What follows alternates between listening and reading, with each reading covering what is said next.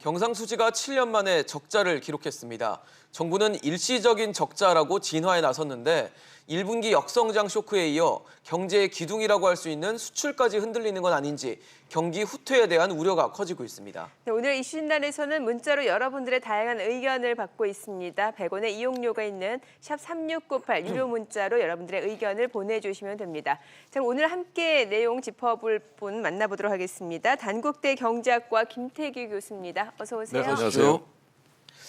교수님, 사실 우리나라가 꽤 오랫동안 경상수지 흑자를 기록해 왔기 때문에 저도 모르게 뭐 경상수지는 약간 흑자다라는 고정관념도 좀 있었던 것 같거든요. 그렇습니다. 근데 사실 해외 의존도가 큰 우리나라한테는 이 경상수지 굉장히 중요한 지표 아니었을까요?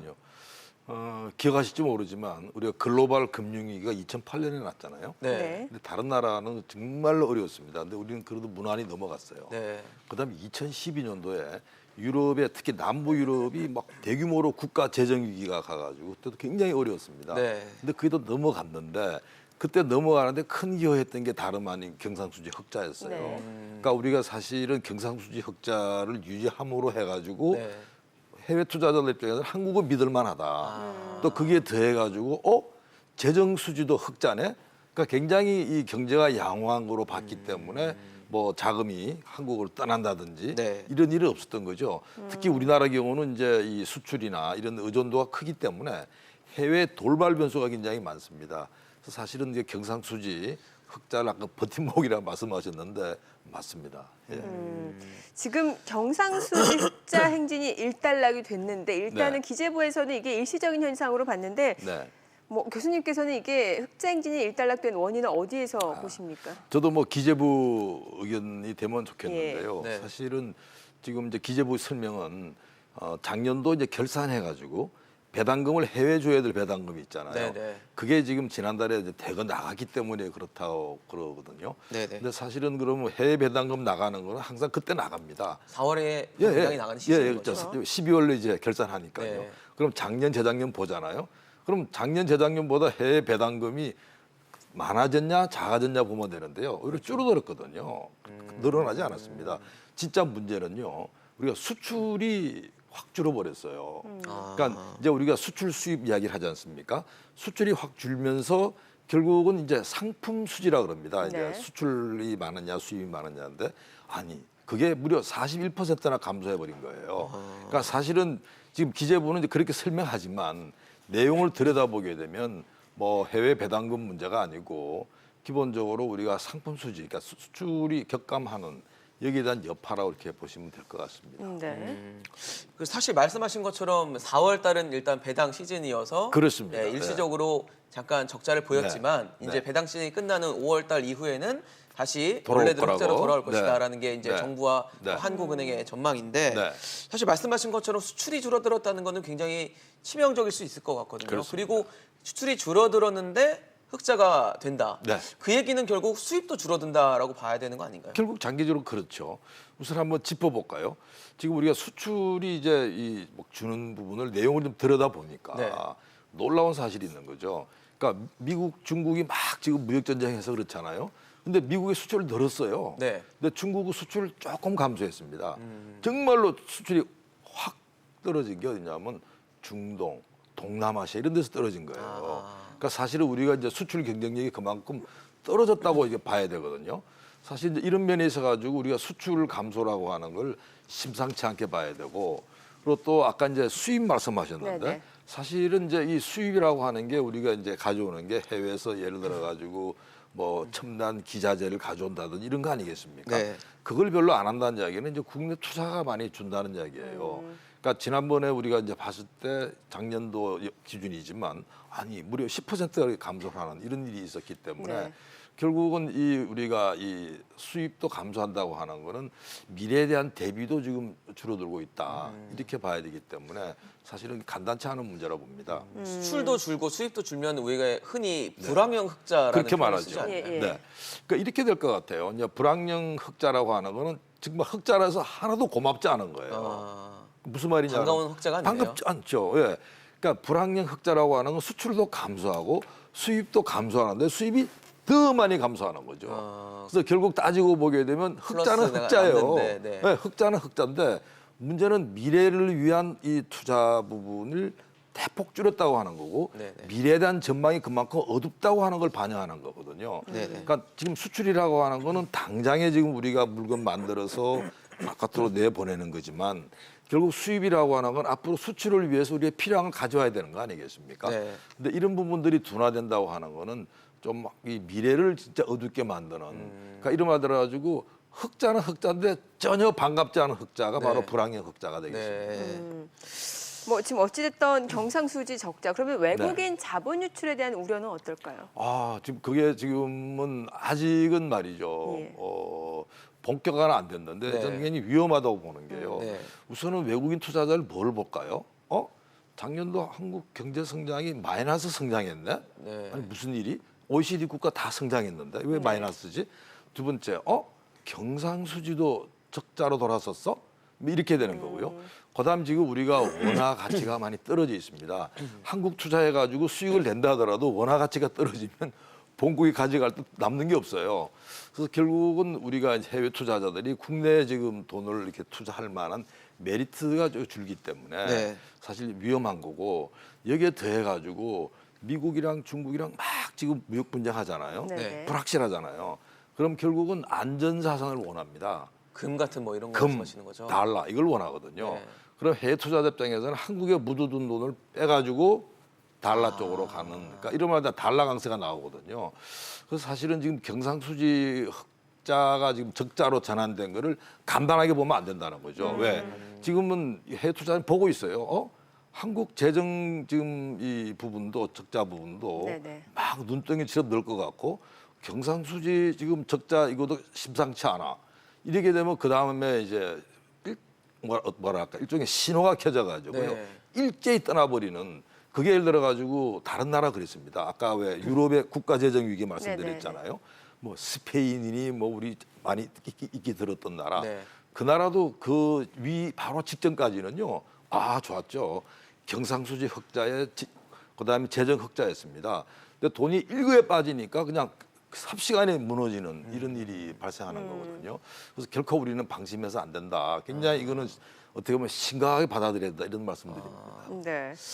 그 사실 저희 뭐 제가 여쭤보고 교수님이 답해 주신 부분인데 불황형 흑자라는 게 네. 이제 수출은 수지에 올랐는데 그래도 수입이 너무 많이 떨어지니까 그렇습니다. 거기서 이제 흑자가 나는 네, 건데 네, 네. 사실 그거의 전제는 수출이 그렇게 좋아지지 않을 것이다라는 전제에서 네. 하는 얘기잖아요. 그렇습니다. 근데 정부는 또 그렇게 보지 않더라고요. 하반기에는 수출 특히 좋아진다는 반도체 거죠. 중심으로 예. 해서 많이 좀 올라갈 것이다. 원래대로 또 돌아갈 것이다라는 기대를 갖고 있던데 네. 어떻게 좀 보십니까? 저도 꼭 그렇게 됐으면 좋겠어요. 바람은 사실, 그렇죠, 예, 예. 사실. 그러니까 문제는 이제 정부가 이제 그렇게 어떻게 좀 낙관론적인 이야기를 여러 차례 했거든요. 네. 뭐 수출 문제 없다 그랬다가 수출이 무너지고 네. 반도체 앞으로도 호황이 더 간다 그랬는데 아니 갑자기 반도체가 쭉 꺾였지 않습니까? 네. 네. 그러니까 사실은 이제 이런 부분들은 이제 정부가 뭐 국민들 안심시키기 위해서 하는 거라면 뭐 어느 정도 조금 이해를 해주겠지만 네, 네. 기본적으로 정부 당국이 이렇게 낙관론에 빠져 있다면 굉장히 잘못된 거다. 그러니까 사실은 이 수출이 이렇게 회복되는 게 그게 간단치 않다고 생각하는 이름하대로 비상경제라고 생각해야 됩니다.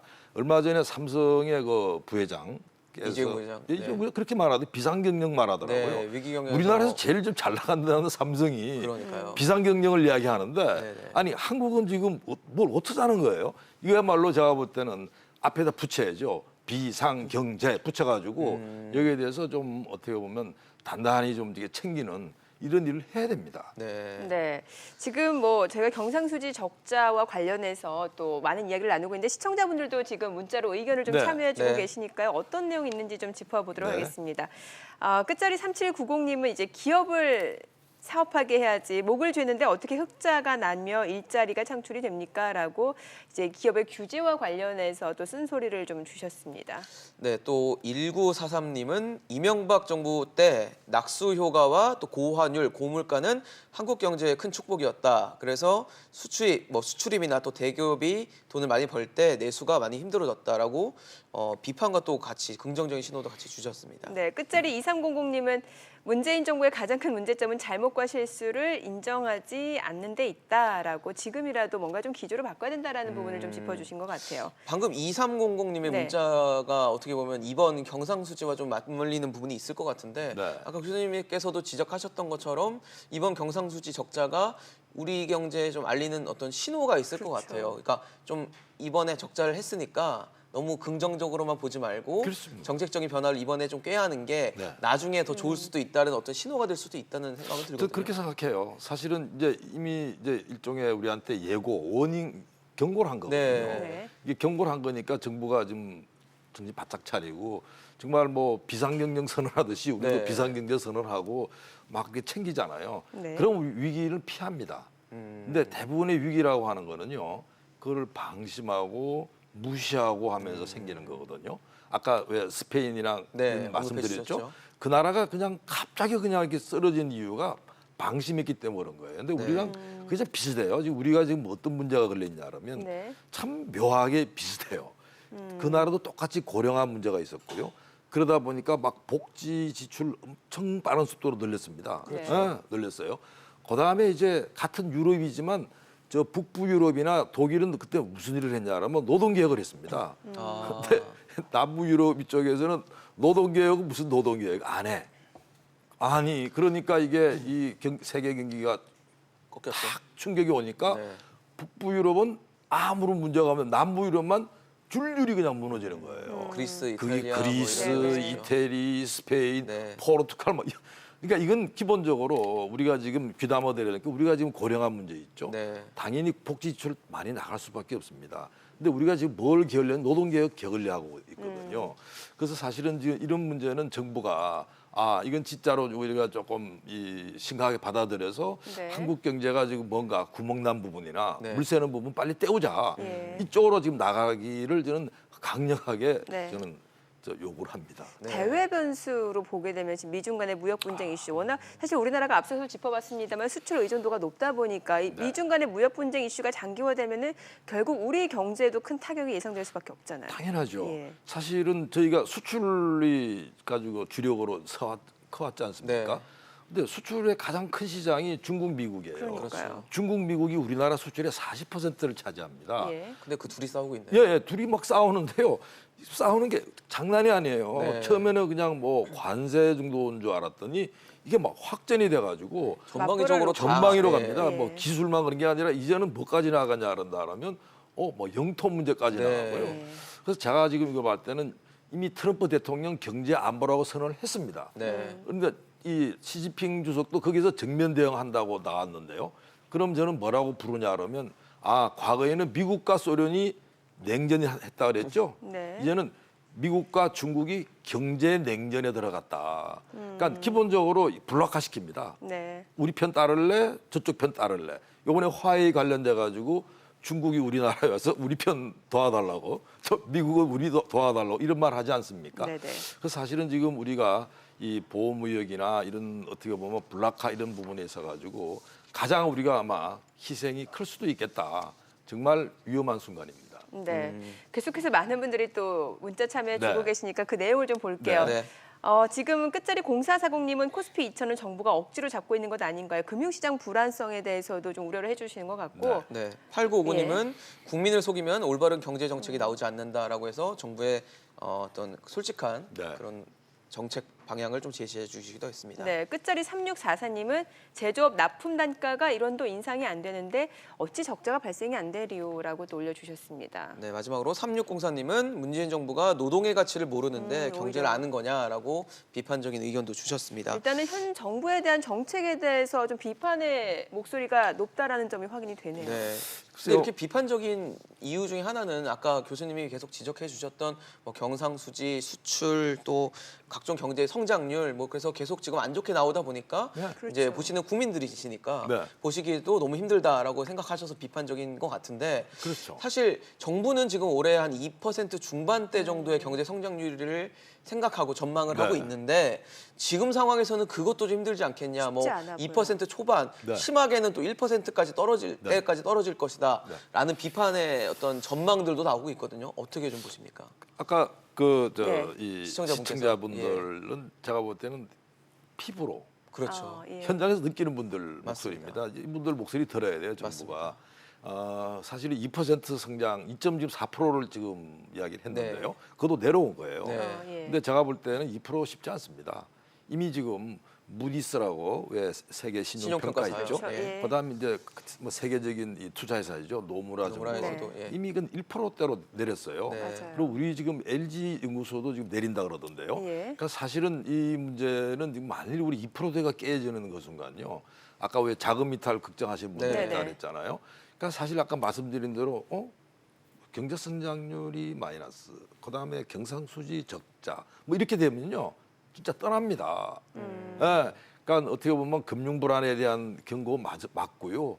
그리고 지금 정부가 이 문제에 대해 가지고 이 사실 지금 어떻게 보면 정부보다 일반 시민들 이분들이 더 제가 많이 하는 것 같아요. 네. 그래서 사실은 지금 정부가 조금 더 겸허해질 필요가 있고 네. 예. 솔직해질 필요가 있다. 네. 예, 사실 지금이야말로 뭔가 정부가 큰 그림을 그려야 될 때가 온 것 같아요. 네. 미국, 중국의 싸움이 하루아침에 끝날 것 같지도 않고요. 네. 그럼 앞으로는 우리는 어떻게 도생할 거냐에 대한 그림을 내놓고 그래서 앞으로 우리가 이런 일을 해나가겠다고 설명을 해야지. 아니 조금 몇 달 지나면 괜찮아집니다. 이런 소리 안 하면 좋겠어요. 예. 왜? 이분들은 이미 지금 한두 번 들은 게 아니거든요. 네, 네. 네. 알겠습니다. 알겠습니다. 오늘 단국대 경제학과 김태기 교수와 이야기 나눠봤습니다. 잘 들었습니다. 고맙습니다.